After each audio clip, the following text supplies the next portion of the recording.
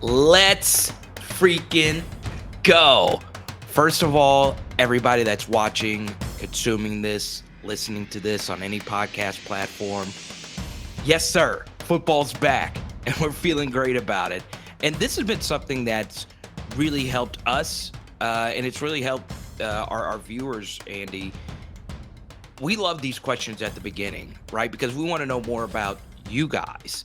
All right, so a little bit later, obviously, we're going to talk about the Joe Burrow versus Justin Herbert thing. But the main thing we want to know is during this offseason, comment down below on YouTube, send us a message on any social media, whatever podcast platform you're listening to this right now. Did you actually spend a ton of money on the 2021 quarterback draft class? Because Andy, you're like me. We watch these vlogs of, some of the best card vloggers, and you see them, holding up National Trevor's Trey Lance, and here's Trevor Lawrence downtown. And, they're flashing off all these big transactions with these 2021 rookie or now second year quarterbacks when last year they weren't really that good.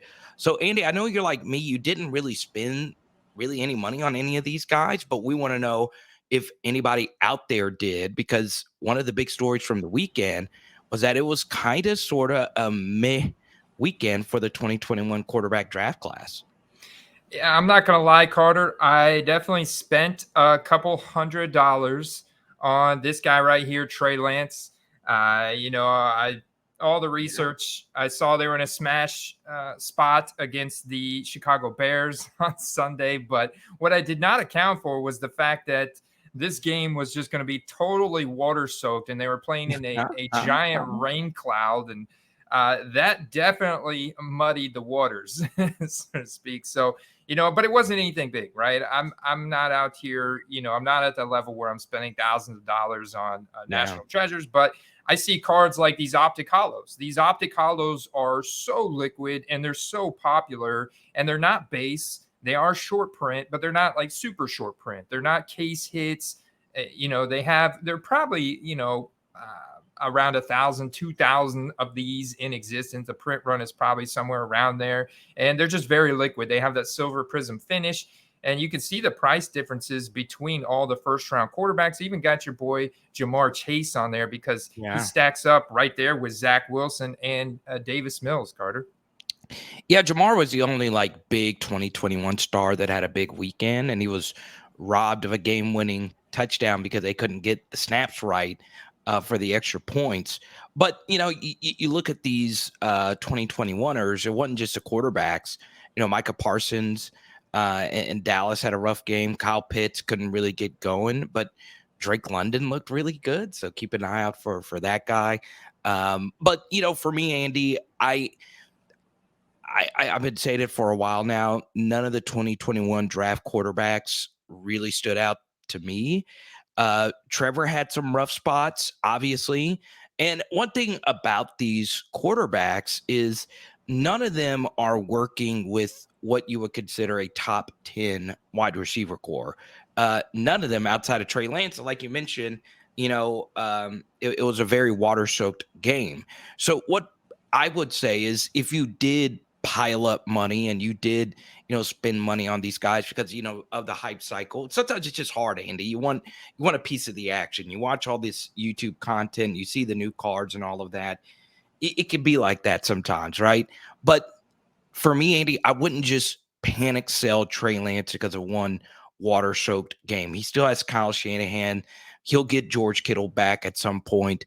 But it did give me a little confirmation bias that I felt for so long now that people have been sleeping on Justin Fields. And I know the performance wasn't phenomenal, but the guy is really good. He's really athletic. He does a lot of fun things on the football field. And you got this Chicago media market. There's never been a big-time quarterback for the Bears. Don't give me Jim McMahon. Don't give me Jay Cutler. Don't give me Kyle Orton. Kyle Orton. The Bears have been longing for someone like Justin Fields, but still, at this point, Andy, I know it's only one game. I would be a little concerned about the long-term viability, especially now that your boy Mac Jones has these back spasms. Yeah. Mac Jones is definitely going to miss some times with the back injury. I think it'll be interesting to see who they start there as his backup. But that rookie Bailey Zappi could definitely pick up some hype really quick. But I look at the price on Davis Mills. I mean, they tied the game against the Indianapolis Colts, and they're actually your guy Derek Stingley made a decent play. Like, he played okay for his rookie debut. But overall, like, Davis Mills played really good on offense and actually kept that team in the game, man. And he continues to impress people. And his optic hollows are still very cheap. They transact a lot. The reason why I picked these optic hollows because they arguably have the most transactions on eBay, even over a base prism. And the prism silvers are going to be more rare than the optic hollows, which is why I really like to look at these optic hollow cards. And I love the dual threat capability of Justin Fields, Trey Lance, and even Trevor Lawrence to a degree. But man, Davis Mills has a good arm there. Yeah, it is interesting though. If you are a college football fan, right, that Davis Mills, Justin Fields, Trevor Lawrence, and Tua were all like can't miss 5-star quarterbacks. And all the other guys were just low level 3-star high school guys coming out. Like, really the only middle tier, like 4-star guy who wasn't like an unbelievably lowly rated recruit was Joe Burrow, right? He was like a good prospect, not a, transcendent prospect. So the reason why I bring that up is it's hard to predict this stuff. It's hard to see which quarterbacks are going to be special. I mean, the two quarterbacks whose cards seem to be the hottest at all times, Josh Allen and Justin Herbert, they neither one of them were really dominant in college. They were good in college, particularly Herbert, but none of them were really dominant. But Andy, that leads us into our next topic, which is the Joe Burrow versus Justin Herbert. And as you know, Andy, Joe was the only one to lose this weekend with the INTs and all of that. Herbert won. Jalen Hurts looked phenomenal with your boy AJ Brown. I know you're a big AJ Brown guy. And Tua, I'm not gonna lie, Andy. I got a few messages from saying you might want to take your Tua take back. I mean, he got the W. Let's put it this way. But it is interesting when you look at the four prices of these 2020 quarterbacks. It's amazing how much winning actually changes things. Yeah, it really does. You can see right here the trend, and this is looking at his base prism PSA 10. Joe Burrow, population of 4,777. Justin Herbert, a population of 4,156. So a slightly lower pop. But the Herbert card is definitely kind of pulling away here. We saw a peak transaction on Sunday of $362 compared to the Joe Burrow at $236. So that's a difference of $130 where they were virtually neck and neck. If you go back to August time period, end of August, or even if you go all the way back to here, July. So you can see they're pretty much been neck and neck. But right here after Sunday, there's definitely been a big difference. And that's the driving force of a win, a dominant, confident win over the Raiders, a divisional game at home for the Chargers, and a loss where Joe Burrow threw 4 interceptions, even though he rallied his team with Jamar Chase, lost T. Higgins early in that game to a concussion, rallied his team with Jamar Chase, got 16 targets, man. And Jamar Chase just balling out. And Joe Mixon balled out too. And they were able to rally all the way back only for the Florida Gator kicker, Evan McPherson, to miss the final kick and then them go to all the way to the last seconds of overtime. So it was almost like this was another game where if people are really going to just let Joe Burrow cards like dip this much in auction, then I'm absolutely going to buy this dip, Carter. Like, if we looked at the comparison for the optic hollow right now, I saw a sold transaction yesterday for Joe Burrow's optic hollow of $100. The Justin Herbert is going from anywhere from $250 to $400. The Jalen Hurts 50, the Tua 30. This is only $50 more than a Trey Lance, only $35 more than a Trevor Lawrence. Give me the Joe Burrow optic hollow at $100 all day. So obviously we're in a very Joe Burrow buy mode right now. Okay. Now, I'm not because, I'm getting married soon and, that stuff costs money. But I'm just going to say this, Andy. Once again, we are not financial advisors, right? It's very important to manage your bankroll, not only in football cards, but in sports betting or just anything, right? Always do so responsibly. And, we like to remind people that from time to time, just because you see the card vloggers flashing this and I'm making thousands and grind. Always make sure to keep in mind what's really important. Okay. With that said, Andy, you know this personally, and it kind of feels, tough for me, but, you know, don't ever bet against Joe Burrow. When you have an opportunity to buy anything Joe Burrow low or low ish, take advantage of it. Right now, am I biased towards this? Yes. If you're watching on YouTube, you see the name Power Hour LSU. I'm just telling you, though, that this man is cash money. And now, there's people out there saying, well, the Bengals Super Bowl hangover. You know the history of a team that loses a Super Bowl, they fall off a cliff. Watch the F out. Watch your mouth if you're talking out against Joe Burrow, because this man is next week for Cincinnati. He's going to be deep snapping and kicking at the same time. I don't know how he's going to do it. He's going to figure it out. Don't bet against Joe Burrow. And Andy, this is what I did. I looked at Justin Herbert prices last November, and I compared it to Joe Burrow's prices, and I said, look, I'm gonna go buy some Joes right now. And I didn't know he would go for 500 yards, back-to-back weeks, and then go on a Super Bowl run. I had to sell because obviously, the wedding and all that. I'm thinking about, getting back into it. I really am. Now I can't get into the higher end stuff, but Andy, this guy's good. This guy's good. Just because you have 1-4 INT game against the best pass rusher in the NFL and the offensive line still isn't that great. Zach Taylor's probably the worst head coach in the NFL. He's definitely bottom 5 for me.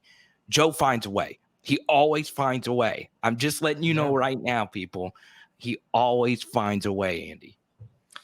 Yeah, I believe it 100%. I look at their upcoming schedule. They're playing the Cowboys this weekend at 425, who just lost Dak Prescott. They did not look sharp at all either. And now Dak's going to be out 6 to 8 weeks. So he's going to be playing against Cooper Rush. And I just don't see a way that Cowboys are going to be able to keep up with the Bengals at all. The Bengals defense is still very good as well. Held Mitch Trubisky to 12 fantasy points, and George Pickens was very quiet. I mean, you look at the weapons around Trubisky and Deontay Johnson, George Pickens, Pat Freiermuth, Najee Harris, who actually left this game with a foot issue again. But I mean, Trubisky wasn't able to really convert much at all. This was really a big thanks to TJ Watt and that Steelers defense, and winning that turnover battle, because Bengals should have won this game 5 times over. And now they get the Cowboys and then the Jets in week 3. So we could be looking at a multiple win streak from the Bengals, getting right back to that hype level for Joe Burrow. So if cards are going to dip through an auction throughout this week just because of all the focus on these week 1 winners like Justin Herbert and Jalen Hurts and Tua, then I think this presents an awesome opportunity for you to potentially snipe some Joe Burrow cards this week in auction, and get those in hand for the next, upcoming 4 to 5 game stretch. Yeah, and I was going to go to the Saints game, Joe Burrow versus the Saints back in New Orleans for the first time since, what happened. But I can't. Fiance, we're going to go see Harry Styles. I don't know what your daughters listen to, Andy. I don't know what your wife listens to. I don't know what this Harry Styles guy has. I was a fan of One Direction back in the day. But, man, his fan base ripped me away from Joe and the Saints. Are you kidding me? But sacrifices, right? You've given me a lot of advice before I get into this married game. And once again, it's important to keep things, in perspective when it comes to the football card world.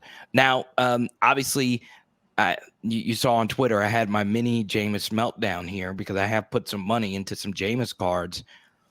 But when push came to shove, he looked good. look really good, right? He's a leader. He's an affable guy. And if the Saints get rolling, Andy, as you know, America loves a redemption story, a comeback story. And Jameis would be a massive story because he is so interesting. And his cards are up as a result. I mean, yeah, they eked out this win and they had to rally to get it. It was another, very close game with a game-winning kick here from Will Lutz. But 111 QB rating from Jameis, no interceptions, rallied with 2 touchdowns to Michael Thomas, both contested catches. And you love to see that, right? So Michael Thomas, I've seen his cards are definitely going up right now. There's a lot of hype for him. Jameis, you could look at like his Prism, for example. Obviously, his most sold card in the past 30 days is the Topps Chrome variation. I'm not a big fan of this variation. I love the Prism from 2015, and there's a couple different photo variations of this. But right now, you can see the increase from Monday, August 29th, about 95. Buy it now Thursday, September 8th of 115. And if we were to go and look eBay, since then, there's been a lot more transactions that have gone down since then. His cards are definitely appreciating. And so is Michael Thomas and Jarvis Landry. Big games from those guys. So the Saints kind of got a little bit of hype after this game, man. But they have a tough schedule. Got the Buccaneers this weekend. You and I probably going to have a little side bet on that. Yeah, I don't know what that's going to be just yet, but we'll figure something out. Before we get into a hobby tip of the week, we've been telling people to sell your cards. Once again, do what you want to do with your cards, but we are still in the hype cycle, okay? And we do want to shout out some of our viewers. Shouting out Dominique. He said, I sold a Kenny Pickett optic and Jonathan Taylor auto rookie because of the show. Y'all keep going. Thank you so much, Dominique. We appreciate you. Card Guy 20 sold 86 cards, Andy.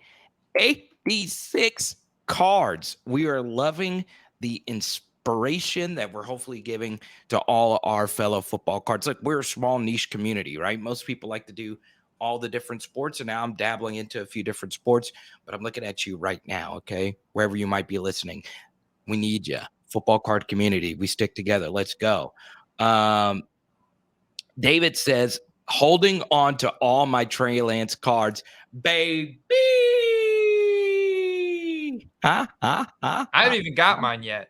He was a guy that I, looked at everything last week. I'm like, all right, I'm going to buy a couple Trey Lance. I got to do. I couldn't resist anymore. Got in on some optic hollows and prism silvers. And I think they showed up like today or tomorrow. So yeah, I'm holding mine too. But that's the beauty of cards and like putting them in a buy it now format, because we know that the San Francisco 49ers roster is really freaking good. And, they're going to be right back in the thick of it. I think they could go on a multiple game win stretch here. And I think you kind of have to rule that out as like, look, they were playing in a water soaked rain cloud. We've got to kind of rule this as an anomaly type of game, right. So like Select Optic, as far as like sets, a lot of the sets are out now, okay, for 2021, right? A lot of the big ones at the very least, right? So make that be a part of what you're doing here, okay? It used to be that these cards were way more scarce when, Prism was out, but Select wasn't out, right? And as many of you know, Select is probably my favorite out of any of the 2021 sets this year.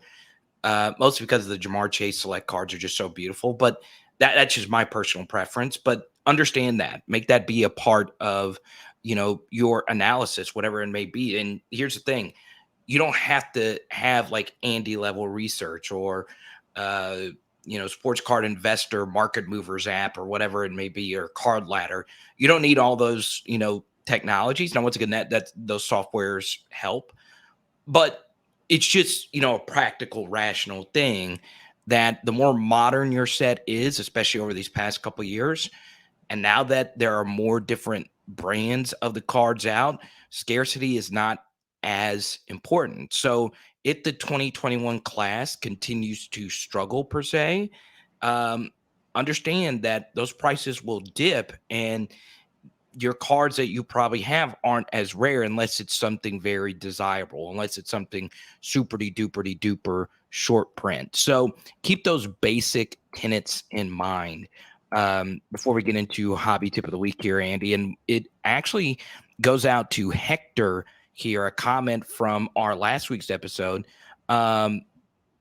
A good topic for a show would be the best times to end auctions on eBay, hopefully with stats. Okay. So this is going to be anecdotal for me, Andy, as far as this. And I know this stuff inspires you to do like a really, really deep research thing, but I will share this, right? I mislisted a TJ Watt card and I ended it on a random night. And it was a silver prism rookie along with another short print TJ Watt card, and it ended for $4. So I didn't spell his name correctly. It is T.J. Watt. And also, I just listed it at a bad time and ended it at a bad time, just to get some inventory out. And it was stupid because now his silver prism, even after the injury, is selling for $34. So even someone like me that knows a good bit about this stuff will make that is a massive mistake. But then again, I did an experiment last week, Andy, and I told you about it, but I'll tell the public about it now, where it was a Josh Allen 2021 base card. It's one of these clear acetate, just base, right? So I had two of them, and I decided to list one to end on a Wednesday night before the Thursday night game. So ending it Wednesday night, the hype leading up to the game at 8 p.m. Central. And then I ended one 10:15-ish p.m. Central on Thursday night. So people get to watch the game, and the card then, ends after the game. So whatever Josh Allen did, there's people, flocking to the computer. And what we'll do, Andy, is wherever anybody is listening right now, and I do this on my YouTube channel from time to time, I want people to guess just wherever they are before I reveal these prices. Which one did better? The card that ended the night before the game or the card that ended the night of the game? Okay. And I'll reveal that, but Andy, let's go on ahead and get your opinion on when eBay auctions should end for you. Yeah, and I've got some good examples. So I look at Saquon Barkley from Sunday, who had an absolute incredible game, critical component of the Giants upsetting the Tennessee Titans, man. Saquon putting up 164 yards on the ground, 9.1 yards per carry, and a critical touchdown. And you can see here a buy it now that sold Sunday night for $36.99 or best offer. This is pretty good for his base Donruss PSA 10, a very liquid card in a PSA 10 format. Compared to an auction ending just minutes apart from when the buy it now was purchased, the auction still went up to $50. And so that's kind of the rolling the dice effect of ending an auction on game day and ending it after the game is over. You can, if you are right and your player does well and in conjunction with their team winning and stuff, you will see better results in that auction than to buy it now. Comparably speaking, I also did this with Saquon Barkley's Optic, another perfect example. Optic PSA 10, buy it now for $55. The auction went for $68.50. So it's definitely like a $15 difference there. It's all about the peak relevancy for that player. Like, he's literally melting faces on NFL Network and NBC, and everybody is watching it unfold, like your TJ Watt when he was just wrecking Joe Burrow and the Bengals early on in that game. He even had an interception. Like, how often do you see defensive linemen getting interceptions? And he was just all over the place. And that at that time, like, you don't know, like, if you're having a buy it now listing and you see that normally this card is selling like just a couple weeks ago for $5-10, so it's hard for you to list your card at $30-40 expecting it to sell and to buy it now. But that's what you need to do, because that's what the auctions are going to close for on game day when that action is unfolding and that relevancy is peaking for that player. So in other words, list your Geno Smith cards right now. Well, you should have had them listed last night, but yeah, if you want to see, that's a good point, Carter, because I mean, he was incredibly accurate through the first 3 quarters of that game last night, and he had a good game. They came away with the upset win at the end, and I mean, Geno Smith is actually going to definitely pick up because his cards were just pennies on the dollar. So Right. his cards from where they were at, they're like going to go up. And if you want to time auctions ending when the next game for the Seahawks start, that's a good idea because you could definitely peak and hype then as well. So we do have to end this episode. We got an internet tech here. Did you hear that in the background? The doorbell and the dog going crazy? Yeah. Yeah. Okay. So, Wi-Fi is going crazy everywhere. So really quickly, to round this out, the Josh Allen card that ended the night before went for 99 cents. And the Josh Allen card, this is just a base, kind of throwaway card that ended the night after his performance. Same base acetate, just clear 2021 product, $6. 99 cents, $6 on a card that's just nothing, right? Well, it's something, right? It means something. I don't want anyone that's an acetate collector for me to say, he said my cards are nothing. Okay. So here's what we're going to do. We're going to give our hobby tip of or our play of the week. You got to go to our Patreon, patreon.com/football cards. And in the comment section, whenever this video gets posted, I will give out my play of the week there. Andy, that was another great episode. And I should just bring my dog in here now. But I appreciate you so much. And we gave the viewers and the listeners the best play of the week earlier in the episode too. Joe Burrow, baby. That's true, Joey B. Peace. See you guys. Peace. All right, boss man.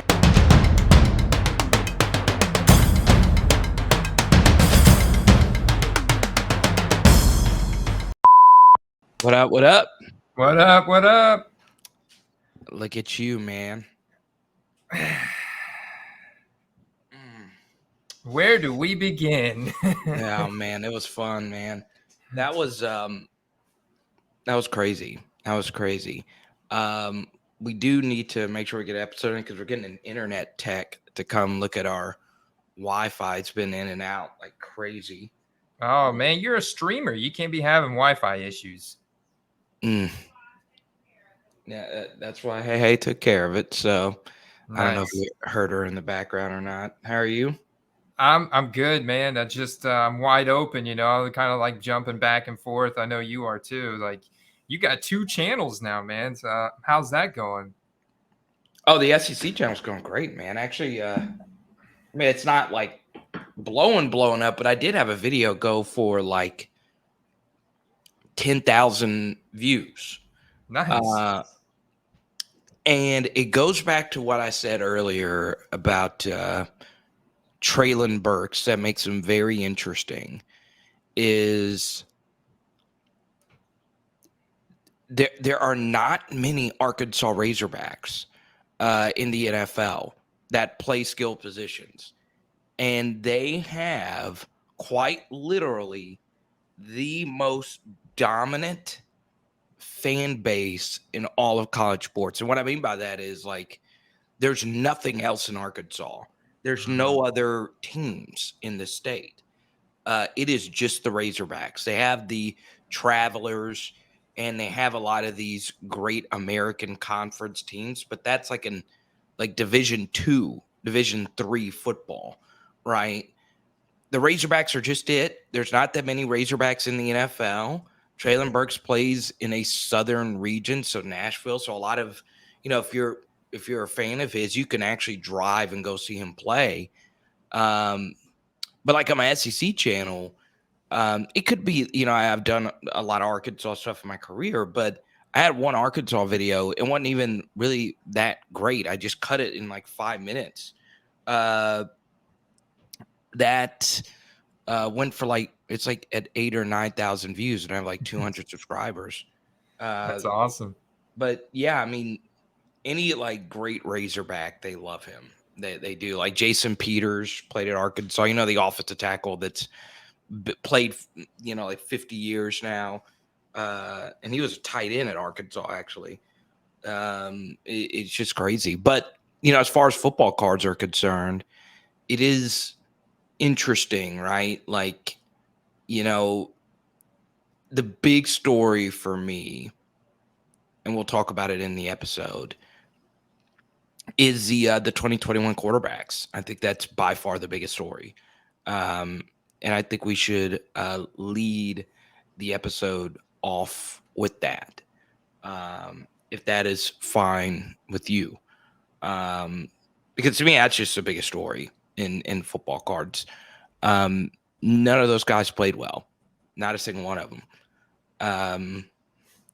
None of them played well enough to inspire the confidence in any of them. And I'm telling you now, because it's a little bit different for you and I, because we didn't we didn't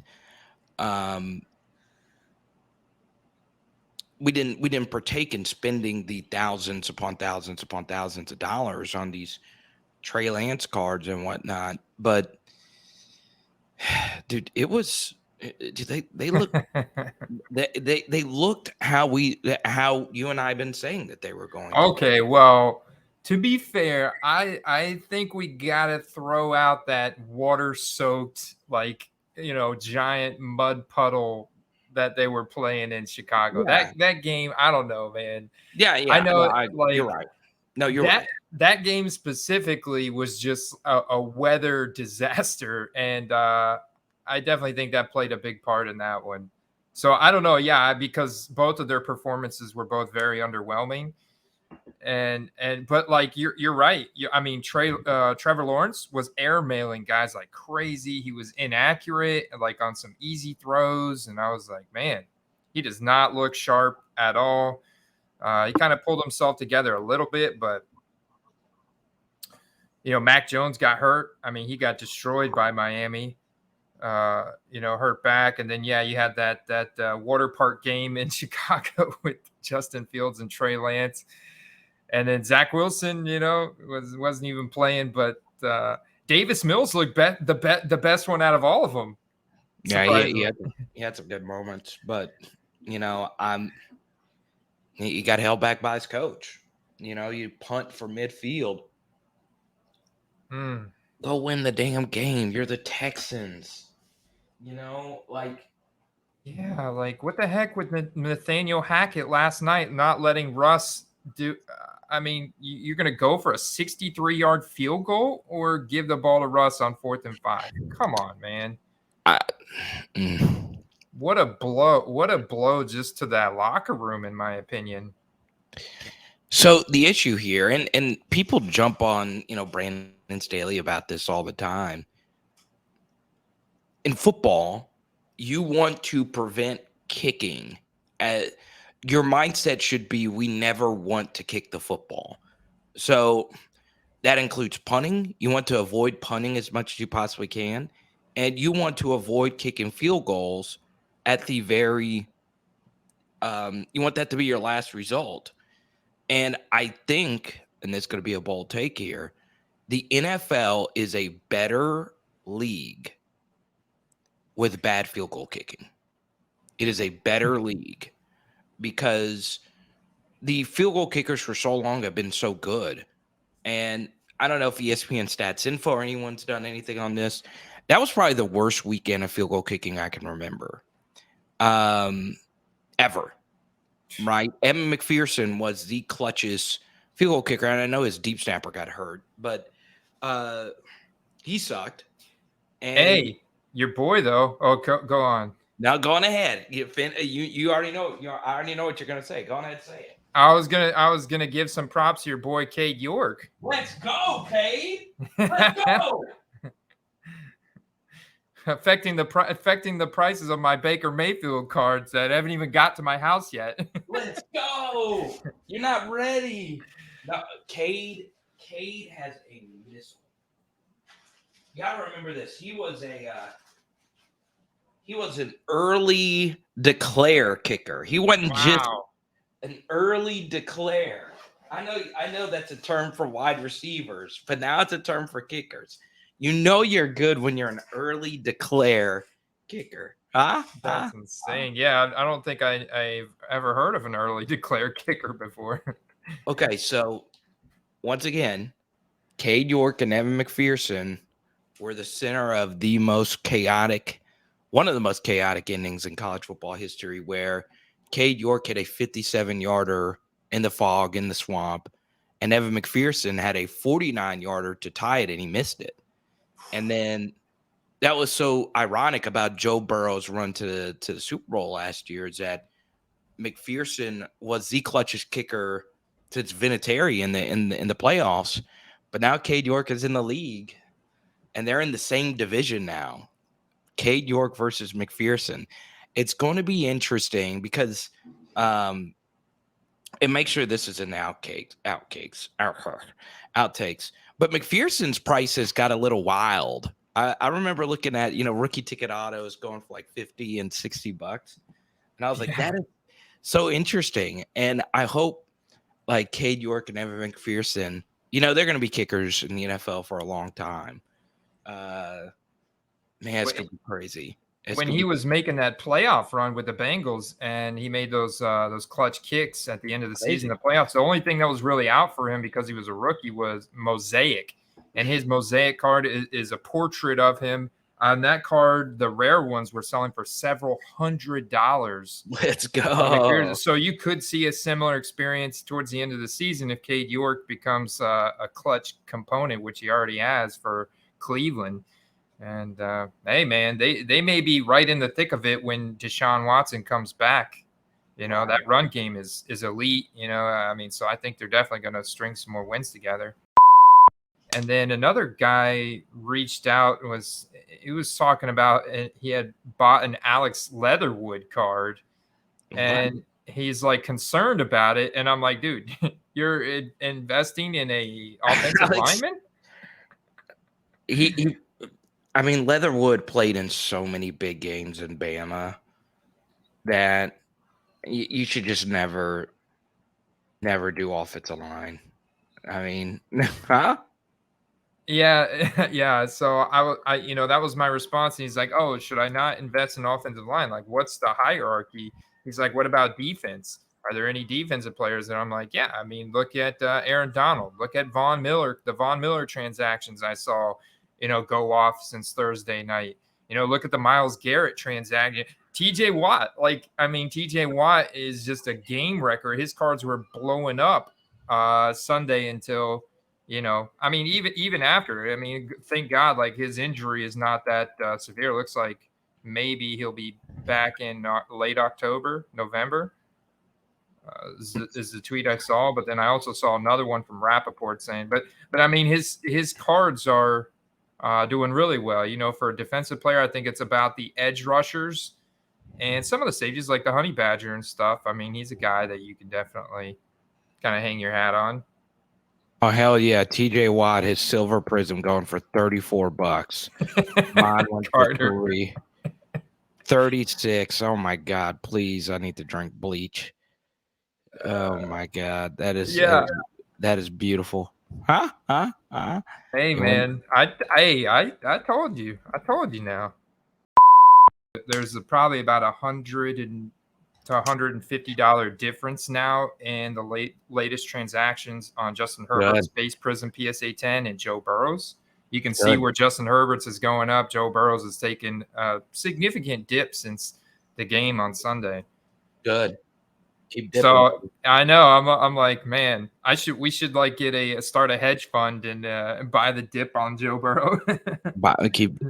Man. Made me a lot of money last year when that November dip. Actually left some money on the table, but I didn't get greedy. But yeah, the Burrow Herbert thing. Okay. Yeah, the Burrow Herbert, and obviously so 3 out of those 4 guys got wins. Herbert got a win, Tua got a win in a beating over New England. In a game where it's like, okay, did Tua really play that good? I don't think he played that good. I think he played okay. I think he's really buoyed by Tyreek Hill, Jalen Waddle, Chase Edmonds, kind of thing. And their defense played great. So it's an interesting. I'm trying to pull up some price comparisons. Okay, this is good. You're gonna love this, dude. Okay, well, save it for the thing. All right. Oh, I'm so excited about this episode. Dang. Yeah, me too, man. It's so good to have football back on. Let's go. All right. Let's rock and roll, brother. 5, 4, 3. Here we go.